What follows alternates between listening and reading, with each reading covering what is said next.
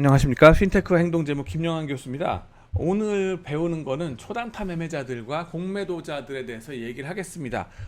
물론 보통 같은 경우는 공매도자들을 먼저 얘기한 다음에 초단타 매매자들 디스커션으로 넘어가는데, 이번에는 그것을 거꾸로 초단타 매매자들부터 커버를 하는 이유가 있습니다. 왜냐하면은 나중에 게임스탑의 숏 스퀴즈 사태에 대해서 얘기를 할 때에 뜻밖의 이 하이 프리퀀시 트레이더들이 등장을 합니다. 그렇기 때문에 이 HFT라는 것이 무엇인지를 먼저 좀 깔아놓고 간 다음에 공매도로 넘어가야지 스무스하게 얘기가 진행될 것 같다는 판단 하에 순서를 좀 바꿨습니다. 그러니까 여러분들 이해해 주시기 바랍니다. 초단타 매매자들 그랬는데요.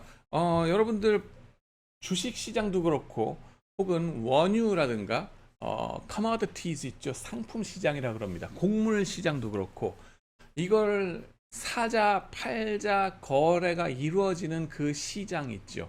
그 시장의 모습이 어떤가를 생각했을 때 기존의 전통적인 모습은 이렇게 오픈 아웃크라이라고 합니다. 오픈 아웃크라이. 뭐냐면은 아웃크라이, 이 크라이 아웃 내지는 소리 질러가지고 내놓고서 트레이딩하는 것, 이런 시장의 모습을 여러분들 생각하실 겁니다. 기존에 그렇죠, 2000년대 초반까지만 해도 시장이 이런 모습이었습니다. 오픈 아웃크라이가 어느 정도로 심각하게 돌아갔었느냐, 사실은 저 빽빽하게 들어찬 저 시장에서요, 한 번은 그런 적이 있다 그럽니다. 막 소리 지르는 저 중개인들 있잖아요. 그 중에 한 명이 심장마비가 걸렸어요. 심장마비가 걸렸으면 어떻게 됩니까? 응급처치를 빨리 받아야 되겠죠. 그죠? 근데 너도 나도 소리 막 지르고 있는 와중에 누구 하나만 이러고 있으면은 누가 옆에서 봐줄까요? 여기서 이제 비정한 모습이 나옵니다. 그 사람이 아침인지 언젠지 이 심장마비 딱 걸린 다음에 아무도 바로 옆에서 막 소리 지르는 사람들이 몰랐다는 겁니다. 이 사람이 심장마비 걸렸는지 어떻게 쓰러진 건지 아닌지. 그래가지고는 장이 쓰는 내내 이 시체가 이 선체로 끌려당겼다는 겁니다. 이 소리 지르는 사람들 꽉 차가지고 소리 지르는 그 와중에. 그래가지고는 장이 끝나고 나서야 이 사람이 털썩 쓰러져가지고 죽은 거를 발견했다고 합니다. 그래서 그런 충격적인 일들도 있었고, 또 이제 이 사람들이 이렇게 소리 지르고 주문을 전달받고 하다 보니까는 어떤 상황이 벌어져요? 실수도 많이 벌어집니다. 그러다 보니까는 점차로 로봇이 대체를 해버리는 겁니다. 로봇이 전자 트레이딩을 하는 거고, 요즘엔 저런 오픈 아웃크라이 시장이 거의 사라졌죠. 그래가지고 기계로 저 400명, 500명, 여기는 이런 시카고 곡물 트레이딩 같은 데는 한 4, 500명이 빽빽하게 들어선다 그러거든요. 근데 그런 곳에 이제는 2명, 3명 정도만 와서 기계를 체크할 뿐이고, 실제로 트레이딩 거래가 되고 하는 건 다 로봇이 하고 있다라고 보시면 됩니다. 근데 로봇이 트레이딩을 하되 이것이 엄청나게 빠른 속도로 돌아가는 바이 앤 셀이 순식간에 돌아가는 그런 모습을 이제 좀 같이 얘기를 보도록 하겠습니다. 자, 초단타 매매자들에 대한 책은요, 여러분들 방학 때 궁금하시면은 이 플래시 보이즈라는 책을 한번 보시면 좋습니다. 마이클 루이스라는 유명한 파이낸스 쪽의 다큐멘터리 소설 작가죠. 사실에 기반한 소설을 쓰시는 분입니다. 근데 이제 여기에는 이제 권하는 이유 중에 하나가 그 주인공, 그죠? 여기 3명이 등장을 하는데 이 사람들 중에 한 명이 재미교포입니다. 박씨예요, 박씨. 요 왼쪽에 있는 사람인데 재미교포. 그리고 이쪽은 일본 계통 캐나다인인가 그렇습니다. 얘네들이 로열 뱅크 오브 캐나다 쪽에서 일을 하면서 월스트리트에서 일을 하는 겁니다. 그러면서 겪은 얘기들을 갖고서 쭉 서술을 했습니다. 보시면은 로열 뱅크 오브 캐나다의 가츠야마, 이 가운데 있는 사람 얘기인데요. 이 사람의 증언에 의하면은 AMD 여러분들 아시나요? 주식 AMD, 인텔 AMD 해가지고 또 유명했었죠. CPU를 컴퓨터 CPU나 요즘은 또 그 그래픽 카드를 만드는 반도체 회사가 되겠는데, 그 회사 주식을 갖다가 예를 들어서 지정가 매도 물량이 딱 10만 주가 나와 있더라고 쳐보세요. 지정가 매도라는 건 뭐냐면은 예를 들면 무슨 뭐 100달러에 10만 주를 팔겠다고 누군가가 저기서 반짝반짝 신호를 보내는 거예요. 지정가니까는 시장가에 파는 게 아니라, 시장가란 거는 계속 왔다 갔다 하니까는 순간순간 변하는 시장가에 팔겠다가 아니라 100달러면 내가 10만 주를 팔겠다라고 저쪽에서 반짝반짝 지금 스크린에 띄워놓고 있는 겁니다. 그거 지정해가지고 그때 팔겠다고, 그 가격이면은 매도 물량이기 때문에. 그러면 내가 사겠다 그러면 어떡합니까? 10만 주를 그 100달러에 10만 주 딱 주문 넣으면은요 살 수 있겠죠. 그죠? 저쪽에서 누군가가 10만 주를 100달러에 사겠다고 딱 반짝반짝 하고 있으니까는 내가 그거 따라서 그래 그 가격에 살게 하고 지정가로 매수 주문을 할 수 있다는 거 아닙니까? 그때면요 90년대 말 같았으면은 100% 진짜로 수중에 들어왔다고 합니다. 근데 그게 10년이 지난 2000년대 초반쯤 되면 어떻게 되느냐? 한 80% 정도만 수중에 들어오고 20%는 뜨고 없다는 거예요. 그러면서 가격이 살짝 떠 있다는 겁니다. 그 다음에는 2000년대 중후반쯤 되면은요 10만 주가 분명히 떠 있길래 10만 주라고 내가 엔터를 딱 치고 사겠다 그랬는데, 그 중에 60%만이 내 수중에 들어오고 40%는 사라지고 없다는 거예요. 다시 또 가격이 올라가서 반짝반짝 거리고 있다는 겁니다. 이게 무슨 일이죠? 왜 기계 시스템이 발전하면 할수록, 그죠? 내가 엔터를 치자마자 정확하게 내 수중에 그 주식이 들어와야 될 거 아니에요. 그죠? 근데 발전할수록 왜 더 미끄러지지? 어디 사라지지? 그죠? 그리고 더 반짝반짝거리면서 더 위에 가가지고 살짝 위에 가서 지키고 있지? 뭔가 내가 속는 거 아닌가? 이런 생각이 들기 시작하죠. 그죠? 왜 이런 현상이 벌어질까? 흔히들 미국 주식시장이라고 생각하시면은, 그죠? 이렇게 아인슈타인 오브 월스트리트라는 분이죠, 이 사람. 이분 그 뉴욕 스탁 익스체인지의 이 트레이딩 플로어에서 아주 유명하신 분인데, 이런 분들이 거래하고 있는 그런 곳을 우리 트레이딩 플로어, 거기서 거래가 된다라고 생각하시잖아요. 그죠? 그거는 10년 전, 20년 전 얘기입니다. 물론 제가 이렇게 가가지고 뉴욕 스탁 익스체인지, 그죠? 뉴욕 증권 거래소에 그 트레이드 플로어에 가가지고 기념 사진도 찍은 적이 있습니다. 하지만은 요즘은요, 이 사람들이 일은 하고 있지만은 99% 이상 다 기계가 트레이딩을 해버리고 있고, 그 다음에 이 사람들이 하는 거는 떨거지 물량들 있죠. 아직 거래가 청산되지 않은 것들만 골라서 정리하고 있다라고 보시면 됩니다. 많이 한가합니다, 이분들이 점점 더. 좌우지간에 가장 이제 트레이더들 중에서 사진이 많이 찍힌 트레이더들, 피터 터크만이라고 합니다. 피터 터크만. 이분은 구글로 한번 찾아보시면은 아인슈타인 오브 월스트리트라고 해가지고 사진 여러분들 볼 수 있습니다. 이런 분들이 있습니다. 좌우지간에 중요한 건 뭐냐면은 이 곳에서 트레이딩 되는 물량은 지극히 적다 하는 겁니다. 대부분의 거래 체결은 어떻게 되느냐? 데이터 센터에서 이루어지고 있다 하는 겁니다. 데이터 센터. 이미 여러분들 아시겠지만요. 조용히 뉴욕 스탁 익스체인지의 어떤 데이터 센터들이라고 하는 곳이 한 곳도 아니고 여러 곳이 있습니다. 지금 4곳이 나올 건데요. 그죠?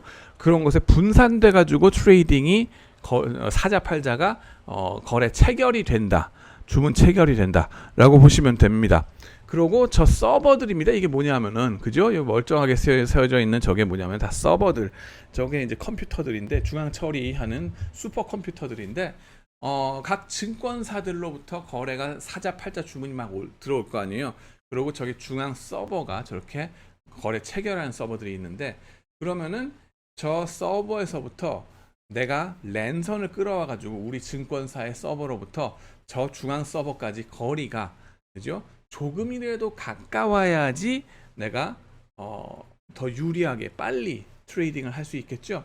그러다 보니까는 누구한테는 더 저 거리를 가깝게 주고 누구한테는 더 멀리 주고 하면은 소송 걸립니다.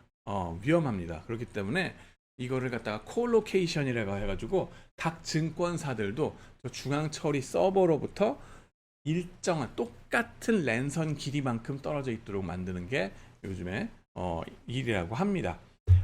좌우지간에 그래도 데이터 센터가 이제 거래 처리를 한다 그랬는데 뉴욕 스탁 익스체인지가 여기 있습니다. 보시면은 여기 맨하탄 지도가 있죠. 맨하탄 있고 여기 섬입니다. 이게 섬 안 같지만은 엄청나게 큰 섬입니다. 우리로 치면 여의도 같은 건데 여의도는 여기서 보면 한 요 정도 될까요? 여의도 크기가. 근데 엄청 큰 강에 있는 이 섬이 맨하탄 섬이 되겠습니다. 뉴욕시고요. 이게 뉴욕시에 브루클린, 맨하탄 뭐 등등 브롱크스 해가지고 쭉 나오죠. 근데 그 다음에는 여기에 월스트리트는 요 맨하탄의 요 끝에 요 지점에 있습니다. 요 지점에 네모 박스 있는 곳에 아까 말씀드린 로열 뱅크 오브 캐나다도 그 위치가 요 박스 안에 있겠죠. 그 다음에는 주문을 딱 내면은 그죠? 주문을 딱 내면은 어디서 거래가 처리된다고요? 데이터 센터들이라고 그랬죠. 데이터 센터가 어디 있느냐? 이렇게 거리가 떨어져 있는 첫 번째가 BATS라는 BATS, BTS 아닙니다. BATS라고 하는 곳에서 데이터 센터에서 처리가 되고 두 번째로는 디렉트 에지라고 하는 곳에서 또 처리가 됩니다. 거리가 점점 멀어지는 거 느껴지시죠? 그 다음에 처리가 되는 곳은 아마존이라는 곳입니다. 이건 회사 그 아마존이 아닙니다. 거기에 데이터 센터에서 하나 처리가 또 되고 마지막으로는 저 위에 끝에 북쪽 끝에 NYSE 데이터 센터라는 곳에 가서 모호크라는 곳에 있죠. 모히칸, 라스트 모히칸 그쪽 이름이 되겠는데 그쪽의 데이터 센터에서 처리가 된다고 보시면 됩니다. 그래가지고 거래가 일어나는 데이터 센터들과 주문 넣는 곳이 이렇게 차이가 있습니다. 거리가. 자, 그러면은 이게 차로 해가지고 이걸 다 휩쓸고 가는데 1시간 30분 거리입니다. 자동차로. 그러면 어떻습니까? 아니 뭐 서울대전 거리도 안 되네. 뭐 서울 인천 거리 조금 더 넘을까? 뭐 이렇게 생각되시죠. 그죠? 그러고 생각해 보시면은 거래를 주문을 넣었을 때 전자의 속도가 빛의 속도로 움직이죠. 빛의 속도가 얼마입니까? 1초에 30만 킬로미터. 지구를 7바퀴 반 돌 정도가 됩니다. 자, 그러고 나면 아니 1초에 7바퀴 반인데 지금 1시간 반 거리 자동차로 장난하냐? 이런 생각 드시죠? 그죠? 저거 뭐 별것도 아닌데 그게 무슨 문제가 될까? 라고 생각하실 만합니다. 자, 봅시다. 진짜 그런가? 보시면요. 미국은요. 주식 거래소가 12군데가 있습니다. 이제 뉴욕 스탁 익스체인지가 하나고요. 스탁 익스체인지가 뉴욕 스탁 익스체인지 뿐만 아니라 12군데라고 다 합쳐서 11군데가 딱 퍼져 있어요. 예. 필라델피아든 어디든 딱 이렇게 퍼져 있고 그 다음에는 뉴욕 스탁 익스체인지 하나에만 그죠? 4개의 데이터 센터가 여기에 딸려 있다고요.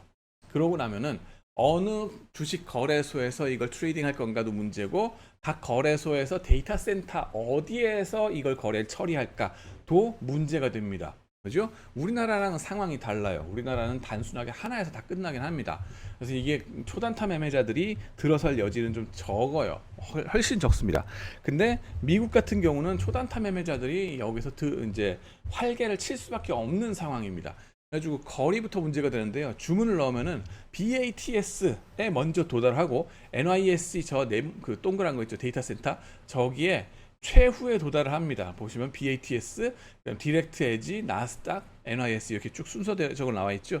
여기에 바이 오더를 딱 집어넣고 나면은 이런 식으로 시간이 흐름에 따라서 먼저 도착하는 놈이 있고 나중에 도착하게 되는 데이터 센터가 따로 있다는 겁니다. 그러면 요 시간 차이가 얼만큼 될까요? 요 첫 번째 거에 도착을 한 다음에 쭉쭉쭉 해서 맨 마지막에 도착할 때의 시점이 있죠. 그때 시간 차이가 얼만큼 될까 하는 게 문제가 됩니다. 시간 차이가 1000분의 2초쯤 됩니다. 1000분의 2초. 근데 참고로 우리가 눈 깜짝할 사이라고 하는 건 얼마 정도 되느냐 하면 10분의 3초입니다. 0.3초. 1000분의 2초면은 이거 뭐 별거 아니네 라고 생각이 드시죠. 눈 깜짝할 사이보다도 훨씬 짧기 때문에. 근데 천만의 말씀 만만의 콩떡이라 이겁니다. 뭐냐면은 이게 1000분의 2초가요 100만 분의로 해가지고 분모 분자를 1000을 곱하잖아요. 그러면 100만 분의 몇 초입니까? 100만 분의 2000초입니다. 그래서 여러분들이 기계가 100만 분의 1초 단위로 싸운다 그러면요. 지금 2000개만큼의 이제 앞서가고 뒤서가고 새치기 할 여지가 딱 있다는 것만 보시면 됩니다. 근데 누군가 얘네가 가서 이게 쭉 이제 훑어보니까는, 그죠? 철저하게 훑어보니까는 누군가가 100만 분의 476초의 속도로 BATS에서 자신들의 움직임을 파악한 후에 NYSE 주변의 데이터 센터에서 널려있던 매도 주문을 취소하더라 하는 거예요. 아, 이 차이가 100만 분의 2000초인데 100만 분의 476초 차이로 여기서 딱 파악하고 여기서 확 없애더라는 거예요. 기존에 10만 주를 주렁주렁 매달고 있다가 싹 없어지는 거예요. 여기서 체결되고서 이쪽에서 확 없어지는 거예요. 그러니까 부분적으로만 체결되고 나머지 거는 체결이 안 되면서 이 매도 호가가 살짝 높아져 있는 거예요. 계속. 아니 100만 분의 476초 차이라 거의 5배 정도 빠른 움직임이란 거죠. 5배. 와우, 미쳐 돌아갈 지경입니다. 그래가지고 어떻게 해결합니까? 여기서 이제 이런 그 발견한 게 뭐냐면 하이 프리퀀시 트레이더들이 HFT라는 애들이 뭘 하느냐 하면은 이런 식으로 10만 주든 뭐든지 지정가로 매도 주문을 유령 주문을 막 내놓고 있는 거예요. 요 거래소 데이터 센터마다 쭉쭉쭉 흩어 뿌려 가지고, 그죠? 10만 주라고 딱 내놓은 게 전부 다가 BATS에 있는 게 아니라 여기에 약간 저기 약간 저기 약간 저기 많이 이런 식으로 해가지고 먼저 거래가 체결되면은 여기서 체결됐다는 신호를 자기 스스로가 자기 편한 아군한테, 그죠? 적군과 아군이 있으면은 HFT에 아군이 있을 거 아니에요. 같은 HFT끼리 서로 연락을 하는 거예요. 아, 여기 우리 체결됐어, 빼라. 이게 신호가 100만 분의 476초 차이로 저쪽 가가지고 널려져 있던 신호를 싹 없애버리는 겁니다. 그러면서 올려버려요. 살짝 2센트, 3센트 올려버립니다. 자, 그러면은요, 이게 보통 시가로 아무 생각 없이 지정가가 아니라 시가로 사겠다, 매수 주문을 내잖아요. 그러면은 여기서 체결되고 여기서 내놓은 가격대로 체결되지만은 쭉쭉쭉 가면서 어떻게 되겠어요? 2센트, 3센트씩 올려진 가격으로 내가 사야 돼요. 그러면은 그 2센트, 3센트 차이, 아주 세 발의 피만큼의 차이를 갉아먹는 놈들이 있다는 겁니다. 그게 누구냐? 요 HFT를 하는 거래자들이란 겁니다. 네, 헤지 펀드들이 그 짓을 해서 벌어먹고 사는 겁니다. 그건 알고리즘 트레이더들 하는 사람들이 이걸 하고 있고요.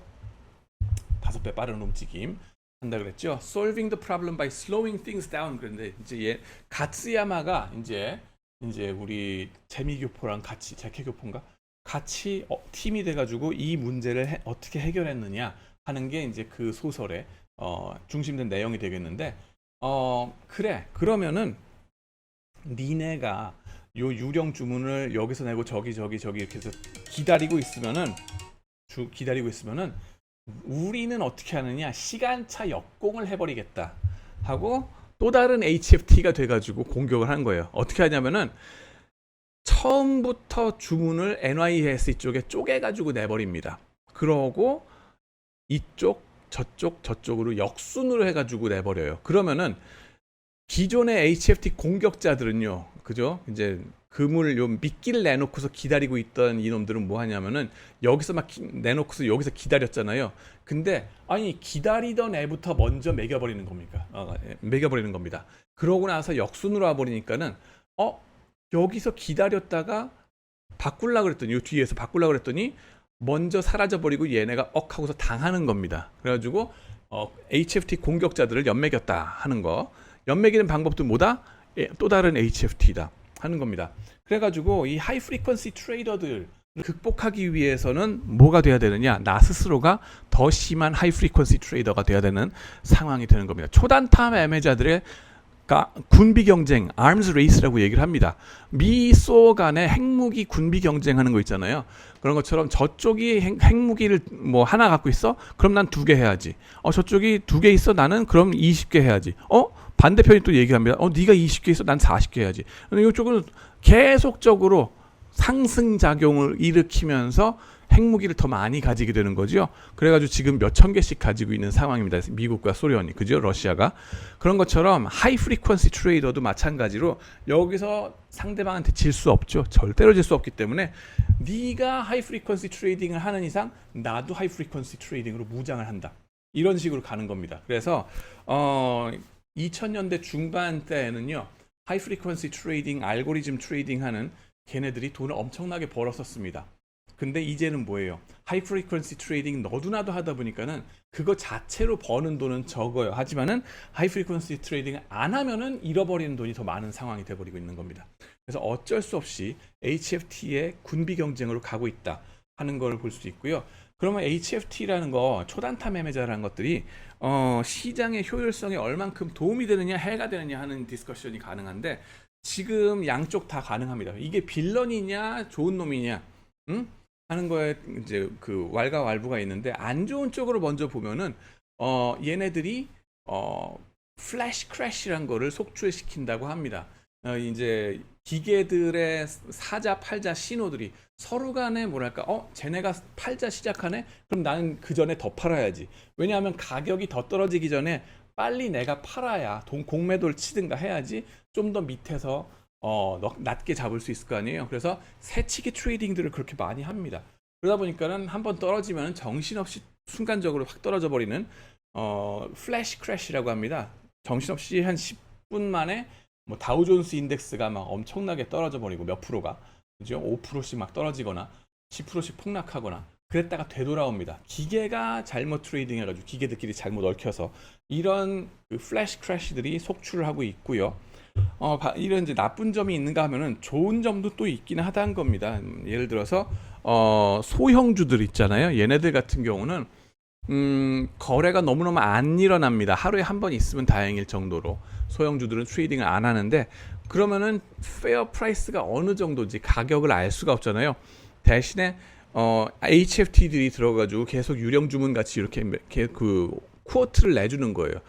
사자 팔자를 계속적으로 100만 분의 1초 단위로 사자 팔자 사자 팔자 사자 팔자 이걸 계속 이렇게 냈다가 없앴다가 하니까는 저 정도면 페어 프라이스겠구나 하는 레인지를 웬만큼 알 수 있다는 거죠. 그래서 그걸로 인한 EMH에 도움이 된다 하는 것도 한 가지 순기능의 얘기가 되긴 하겠습니다.